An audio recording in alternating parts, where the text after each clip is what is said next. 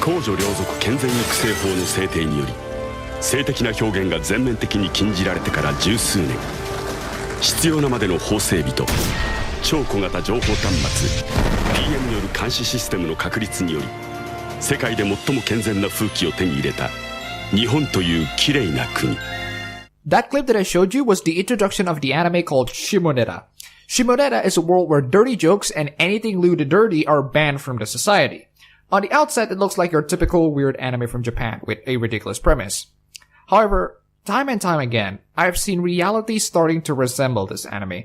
The situation that we're all in, the kind of events that happen in the real world, the kind of events that happen in the internet, we're slowly descending into an anime.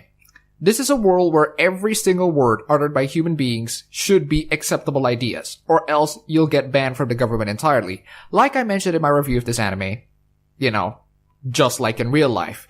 It's sad for me to say that animes like this and literatures like 1984 have shown us the kind of world that the future would bring. Fictional works have predicted the future. Reality imitates art. Reality is unrealistic. Now, you might be accusing me of exaggerating. Come on, they're trying to ban out hate speech. They're not trying to silence dissent. We can spread any opinions we want. Absolutely no limit. Well, that's fine and all, but I still have one question in mind. What the hell is hate speech?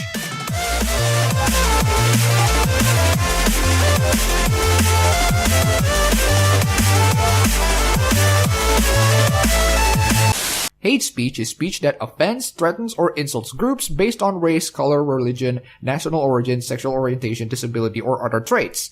So, hate speech is offending or threatening or insulting groups based on specific identifiers and other traits that are undefined. Well, let's define what these other traits are. Since identifiers are ways to unite a group of people with similar character traits like male, female, black, white, well, I think it's best for us to include people who gather up based on hobbies, like people who watch movies, people who watch video games, people who listen to music, people who use smartphones. Now, this is something that a lot of people who protest against hate speech almost never actually bring up. Let's just accept for a moment that hate speech really is a heinous crime, horrible, dreadful.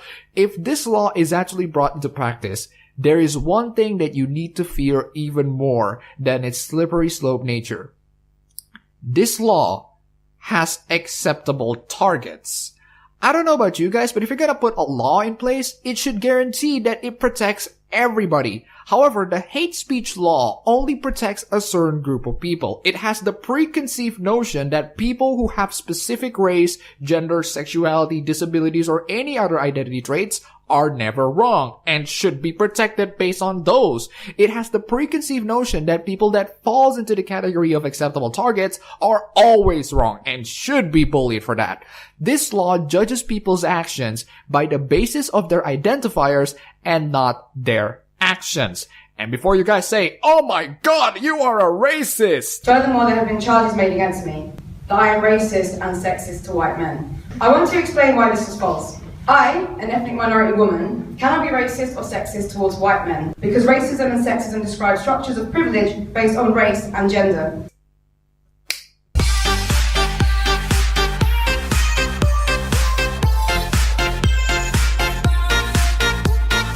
That's right, motherfuckers. Since I fall under the category of an oppressed class, even more oppressed than the majority of Muslims in Indonesia, I can never be wrong. Any forms of dissent or hate speech will be considered racist discrimination and an act of systemic oppression towards the second world inhabitants of the oppressed minority. See? Since I fall under the category of oppressed minorities, you can't attack me. The government has given me the rights to call out hate speech. I can make whatever hate speech I want to acceptable targets. But I don't want to. Because if you're gonna make a law to prevent crime, there should be absolutely no acceptable targets. The fact that I am brown doesn't fucking matter. Or Asian. I'm a brown Asian. A lot of people call me, I look like an Arab. Whatever. The fact that I am Indonesian doesn't fucking matter. The fact that I am a Hindu doesn't fucking matter. The fact that I share my opinions on the internet do matter. The fact that I make shitty videos on the internet do matter. And no matter how much likes that I get from my videos, hate and dumbass opinions will come in anyway. And I got a taste of that every single day. You can't fucking stop them. And the idea that you're gonna put a law that guarantees on stopping them is fucking stupid. Again, the idea that this law has acceptable targets is a lot scarier than the idea of people abusing this law. Speaking anything against the oppressed is hate speech, even if they're the ones in the guilty party. This is why hate speech laws prevent you from sharing your opinions, because every single opinion being thrown into people that falls under the oppressed category according to EU standards will be considered a hate crime. However, any opinions being thrown into acceptable targets are not hate crimes, and it's okay to do so. We haven't even talked about how this hate speech can be a very slippery slope, and we are already fucked.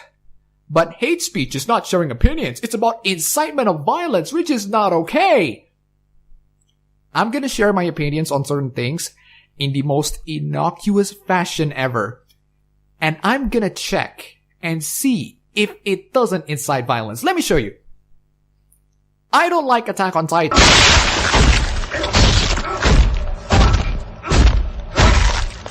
Young Justice Season 2 is very flawed.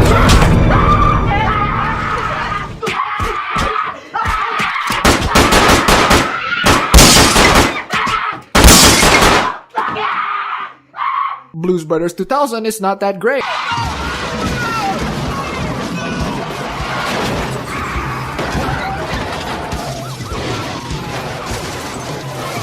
I personally find the open border policies a bit questionable.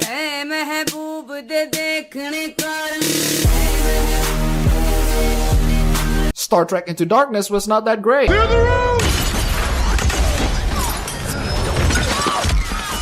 Some 80s action movies are a bit cheesy.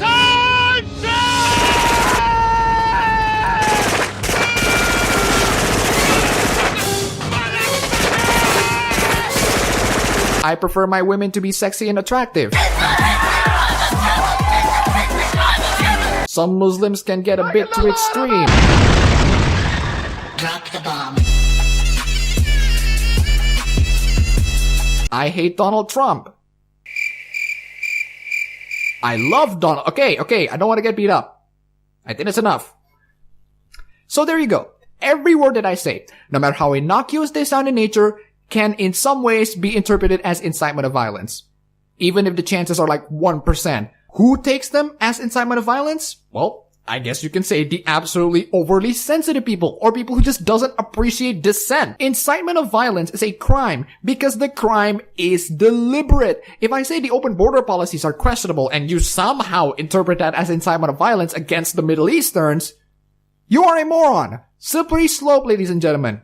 So far, the hate speech law contains nothing but an ill-defined and ambiguous definition of hate speech that have a preconceived notion of who the acceptable targets are and whose powers can be abused in a slippery slope with absolutely no consequences. As Captain America himself says, "This isn't freedom. This is fear." It's not the law that worries me. It's the fear of dissent, the fear of differences of opinions, and the existence of people who are willing to use their power to silence them. People who fear about the differences of opinions are usually people who are insecure and is scared that their faulty ideas might topple down in favor of other ideas. In a world where diversity of ideas is the absolute norm, these people are gonna suppress other ideas in favor of their own, so that only their ideas can be heard and only their ideas are acceptable. So EU, instead of putting this law in practice, I'm gonna give you a very quick tutorial in how to do this so much better. Put people in slave collars.